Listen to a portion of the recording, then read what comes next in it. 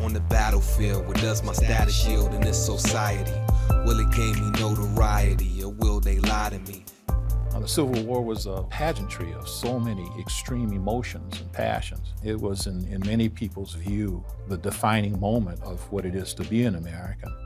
For many of us in Minnesota, there's a sense that that was an experience that really wasn't a part of me. And so I find that the stories of those who hadn't had a voice in the past to be compelling and probably more relevant to most people who don't feel like they have a voice. We are the sons of freedom. Rather than being seen as passive participants in their own history, now scholars are starting to really portray these African Americans as very active and dynamic participants who move their status forward through distinct action, including sacrificing their own lives on the battlefield. The stories of how black men in Minnesota came to wear the Union blue speaks to the meaning of service to a nation that didn't always serve you. Of the hard-to-find history of marginalized communities and the ways history connects us all. These are some of the Civil War stories of Minnesota's black pioneers. We are the sons of freedom. North Star Civil War Stories is a TPT Partnerships co-production with the Ramsey County Historical Society and Twin Cities PBS. We are the sons of freedom. This program was made possible by funds provided by the state of Minnesota through the Minnesota Historical Society from the Arts and Cultural Heritage Fund.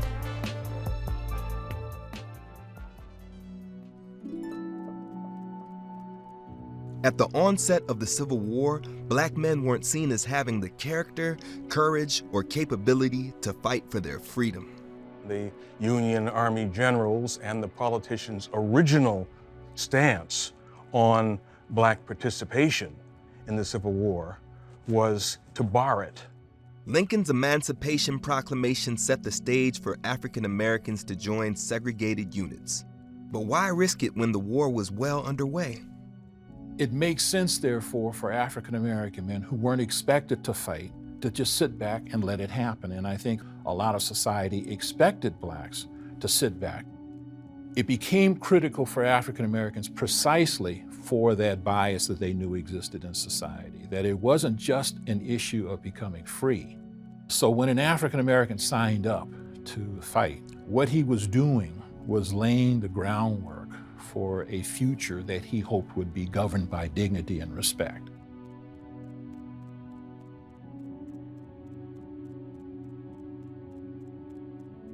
The Brooklyn Township Historical Society created a detailed chronicle of the residents from the suburban community who fought in the Civil War. The list is titled Roll of Honor, List of the Patriots of Brooklyn who enlisted for the suppression of the Great Slaveholders Rebellion. They didn't call it secession. It wasn't a civil war. It was a rebellion of the slaveholders. I came to this soldier named Stephen Dutton, and when I went to look to see what regiment he was in, it said 57th Colored Infantry. That really grabbed me. We do know that he was a slave in Alabama. He escaped. Somehow he was able to make his way up to Minnesota. He received a town bond for $225, or in other words, a bounty, to enlist with Brooklyn Township as his home. Late in the war, with casualties mounting, it was hard to find men to enlist.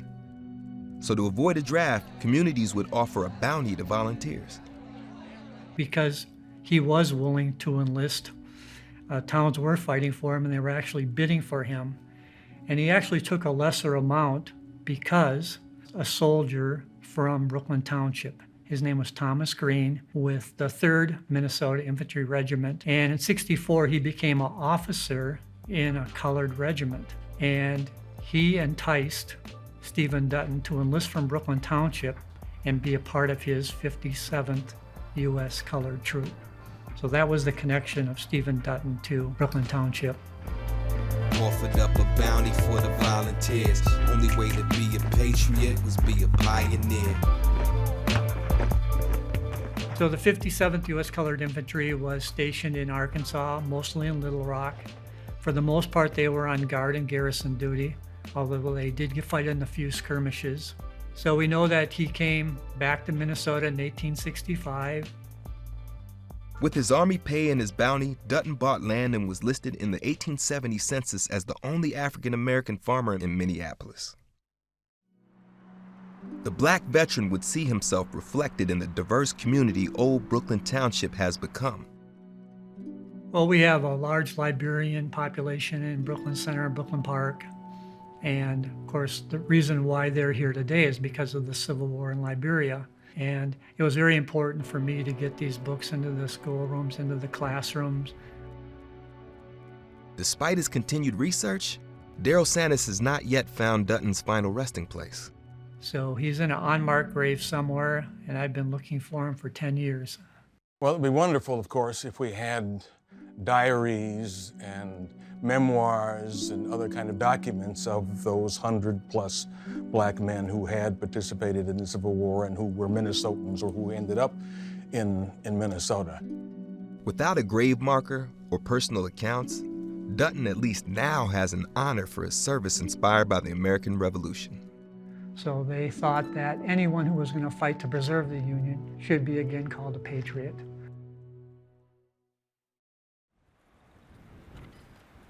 This land in Stearns County, Minnesota, has been in the same family since the 1850s. This place symbolizes the story of immigration and building the American dream, but it's also a part of Minnesota's Black Civil War story. Herman Schaffers is my great-grandfather who had immigrated from Hagensdorf, Germany in 1855 with his family. He got drafted for the Civil War, and so he ended up walking from Roscoe, Minnesota to Fort Snelling to sign up, and that's over 100 miles. Both the North and the South allowed men who were drafted to hire substitutes to serve for them. Family story was that Herman was at Fort Snelling and that an African-American young man came up to him and said, "I'll go in your place." The other part of the story was that this young gentleman ended up dying in the war. I ended up at the Historical Society and I told them the story, and the person there said, well, we can just pull the muster records. And I start paging through the ledger and see finally an entry, Dixon, William, and that he went as a substitute for Herman Schaffers. And this was just incredibly moving because it went from this story to a person. We knew that he was from Tennessee. We know that he was 5'4". 18 years old. 18 years old. That he was mixed race, he was mulatto, was listed on it. So it became this person. At this point, the Schaffers haven't found any photos of William Dixon. But the more they lift him up and say his name, the more Dixon gets back his own agency, humanity, and manhood. His willingness, his bravery in going south down that river, we just empathized with him and we cared about him. We wanted his story to be remembered. You peel back the onion and there's more questions that come out than answers. Right. The only thing we know is those 9 months.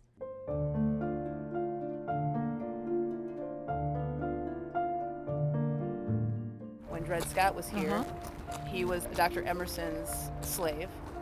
And so Alicia Vellante is a scholar and historian with an interest in equity and social justice. Kate read an article of Alicia's and reached out to share her story of William Dixon. So what was your thoughts? Somehow William Dixon is here at the fort offering to volunteer for someone. Somewhere on these historic grounds, Herman and William connected and struck a deal with a down payment. Schaffers kept his word and sent Dixon the rest of the money, but the young soldier never got a chance to use it and start a new life. He was deployed downriver to Louisiana where, like so many soldiers in the Civil War, he died of disease. Most of the time he was in the service, he suffered, and so that breaks my heart. And that's the story of most people who fought in the Civil War. Most of their deaths were the way that William Dixon passed away. Great-grandfather felt that it was important enough to keep telling that story. Yes. I think when you look at the life he built, he worked hard his whole life. Yeah. He kept that farm together to give to his children. So the family through the generations has kept that farm dear to us. Everything that farm seems to represent is all about life. Yes. Yes. It's all about sustainability. It's all about love, Yeah. you know, and it's all about family. And I think, like, what a beautiful legacy. I think, especially for our kids, there is a new appreciation for what William Dixon meant to our family and just kind of understanding where they came from. While the farm is a living legacy of this immigrant and this African American, Dixon is also recognized at the African American Civil War Museum in Washington, D.C. While in D.C., Kate visited the site and shared the story of her family's connection to Dixon with a museum staffer who was so moved that he suggested she come back to the museum to do a descendants lecture. I'm not a descendant, but yet my family benefited from this man's decision to go in Herman's place. And so to be even invited to do a descendant speech, it felt like incredible irony, but also an honor. So that gets to your question, do we feel like he's a part of our family? Yeah.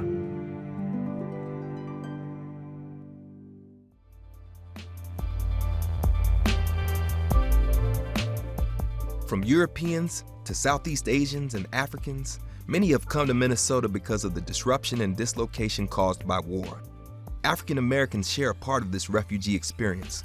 There is an African American refugee history that's associated with many different events. If you rewind back, that was true for those folks who were part of Minnesota's history in the 1850s and 1860s. From the plantation, and there's a clash waiting, you can see the flags waving. But blacks on the move during the Civil War weren't called refugees. Instead, a curious word was added to America's racial lexicon. Contraband basically means the slave who left the plantation.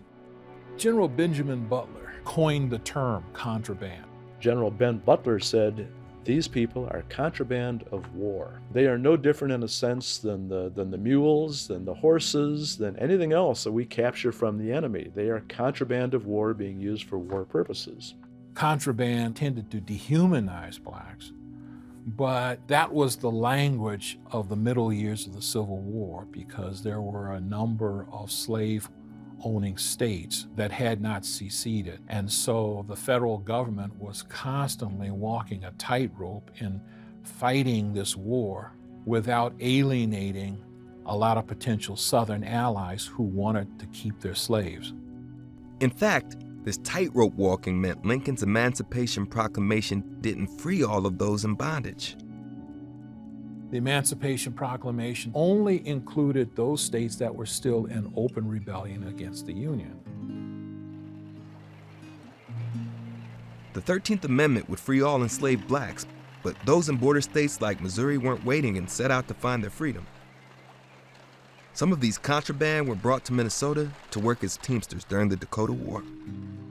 And so General Henry Hastings Sibley, our first governor, looks to St. Louis. Can you send us some teamsters? And well, what about contraband teamsters? The black teamsters met a military recruiter from Iowa.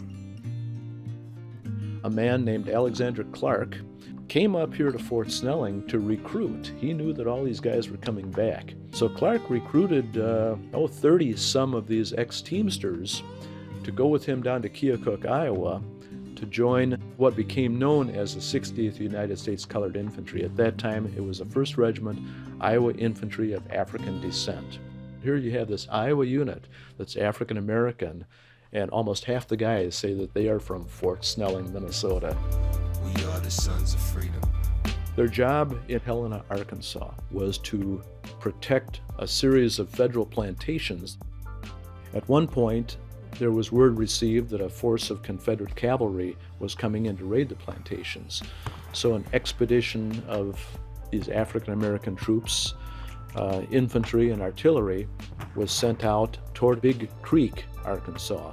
They were attacked on all four sides by Confederates. They were trapped. They fought for pretty much a whole day, and finally a force of cavalry came to their rescue, and they managed to get away. They held their own. They proved their worth as soldiers in their very first battle. Among the soldiers fighting with the 60th United States Colored Infantry was Henry Howard. He was one of the young men who escaped from slavery, was brought up to St. Louis, was sent up to Fort Snelling, joins the Army, down to St. Louis, survives the disease down there, down to Helena, survives the disease, and is killed in action in Arkansas. Quite a story. The defining moment to sacrifice your life is by enrollment. We transformed ourselves to a higher purpose. What is it about the notion of sacrifice that compelled people to put their lives on the line? I find the Civil War is compelling because it gives us that window into the human nature of a traumatic time. Pay them homage, they responded for respect and dignity.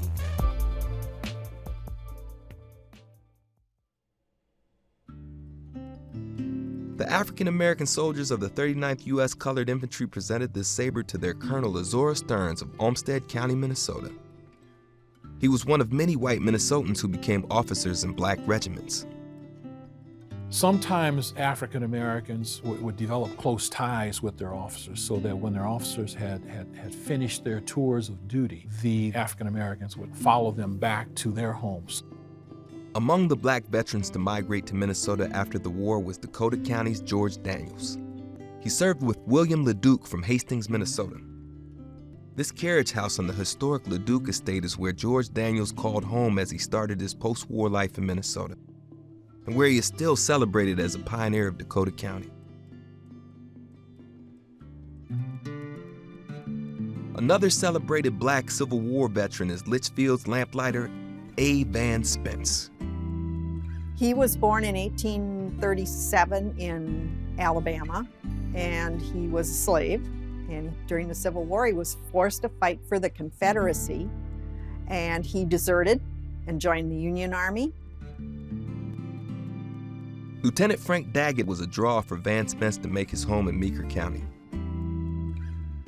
Daggett was also an early member of the Grand Army of the Republic, the major veterans group for the Union soldiers. This GAR post in Litchfield, Minnesota is named for Daggett. Every small town had their own GAR post, and at a number of these posts, they had African American members who were accepted into full membership, which is really unusual in the time period. When you think of most social institutions, there were racial divides, but yet the Grand Army of the Republic was, generally speaking, open to participation by any true veteran of that conflict. If I didn't believe that this African American was equal, he looks equal once he puts on that uniform. He was a great musician. He played several instruments. He used to entertain here at the hall. He was married. He had 6 children. He named that son Frank Daggett after Frank Daggett. He had a son who was the ball boy for the championship football team in 1900, and that son went on to be a firefighter down in Minneapolis. He was a custodian at the courthouse. He was the lamplighter. They were actually kerosene, so he had to go and light them, and then he had to go and put them out when it was time to go put them out. And I've read stories that he always carried candy with him in his pockets, and he'd give the children candy. They'd follow him around. He had to fight to get paid for the work he did lighting the lamps. There were certain councilmen at the time that didn't want to pay him, but the community overwhelmingly forced them to pay. The ledgers talk about Mr. Van Spence being the person who did all of these fundraisers to help build this hall. He was so proud of this place that he would do anything, and also to raise funds for the relief of veterans and their widows. Here's where they talk about that Albert put on a fine barbecue and raised, $80. And we even have a picture of him doing his barbecue. This is really neat, yeah. Van Spence was involved in the Afro-American League, which gathered in Minnesota in 1891. His and other Civil War veterans' service was cited as central to this early civil rights movement, declaring, "We are citizens of the great state of Minnesota, in war and peace, in avenues of industry, on the fields of carnage. We have done our duty. Although slavery has been abolished, we are thoroughly convinced that it is absolutely necessary for the preservation of our sacred rights as citizens, that we place ourselves in such a position to arouse the conscience of the entire people." Van Spence died in Minneapolis in 1910. He was brought back to Litchfield to be buried in the community that would continue to honor him. He fought for his freedom. He fought in the war. He came here. He continued to fight for the rights of veterans and their families. A great part of this community. We see why these histories are important. They are not divisive. They actually do the opposite. They bring people together.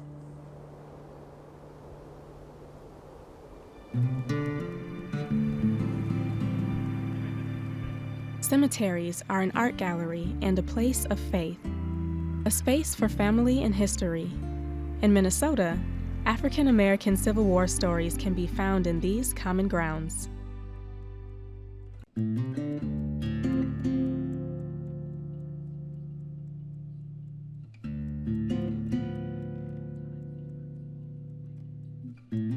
We were here looking for the marker of green chambers, and after a bit of work, we found it. Colored troops, USCT. Yep, there you go. All right, thank you. Yeah, no problem. Green Chambers served in the 115th U.S. Colored Troops. He came with a company officer back to Minnesota. He went to Anoka, Minnesota. With the money that he had earned from his Civil War pay, bought a farm in Blaine Township and farmed there for the rest of his life and became a very prominent citizen. 40 miles south of St. Paul, another researcher became an accidental scholar of the state's Black Civil War story. Jeff Suve was on a walk with his wife when he noticed a headstone that had been overgrown by a tree. His wife crawled under the branches and read the name on the marker. And she said, "It says John Boone." And I just couldn't believe it. And it was just like this incredibly emotional moment because his wife is buried on the other side of the cemetery, and here John was. The archivists' further research revealed that John, Missouri, and some of their extended family were free blacks from North Carolina who found their way to central Minnesota. And established really one of the first African-American settlements in the territory of Minnesota. The idea of the frontier, a movement into a freer world of possibility, that clearly was part of the process of thinking for so many early African Americans who came to this state, in some cases again before the Civil War. And a high proportion of them, I believe about 80% of African American men enlist to fight in the Civil War. Off he goes, leaving Missouri behind. She took it upon herself to come to Northfield in January of 1865. While Missouri settled into the small town, John was assigned to a Missouri-colored troop regiment. He was sent to the Missouri 18th. They had battles eventually at Nashville, Chattanooga, so he was seasoned. John actually made corporal, so, he was held up with some esteem. The Boone's daughter, Mittie, moved to Minneapolis for more opportunities. She became the first Black woman to hold the position of Registrar of Deeds at Hennepin County. She married Matt Cannon. Their son Raymond fought in World War I, following his grandfather's example of leading through service and then serving through leadership. Oftentimes, if you think about it, the people who fought in the wars were African Americans who were of some standing, or if they were not, they certainly used the opportunity to now catapult themselves into middle-class society. So they would become professionals, whether it be doctors or lawyers. That was the great gateway for African Americans to sort of get ahead, was to serve this country. Raymond Cannon, whose story connects Northfield to the south side of Minneapolis, was a strident voice for equity in the military. urging the desegregation of the armed forces that wouldn't come until after World War II. He would appreciate the idea of cemeteries being common ground for soldiers. So they faced segregation their whole lifetime. They faced slavery. But even though there was segregation in the military until after World War II, here in the cemetery, all the soldiers are buried together. So you have African American and white soldiers buried alongside each other. There's still many stories out there waiting to be discovered. So we really need to do a lot more research on who these men were. The pageantry of these extreme emotions, the defining moment. To sacrifice your life is by enrollment, emancipation from the plantation. And there's a clash waiting, you can see the flags waving on the battlefield. What does my status yield in this society? Will it gain me notoriety, or will they lie to me? Held in bondage and they failed the promise set for centuries. Paid them homage, they responded for respect and dignity. Stephen Dutton, Robert Hickman, William Dixon, the truest pilgrims risking life and limb for their decisions, whether from enlisting or escaping from the prison. A better future for their families was in their vision. Stearns County offered up a bounty for the volunteers. Only way to be a patriot was be a pioneer. For you and me that may resemble them.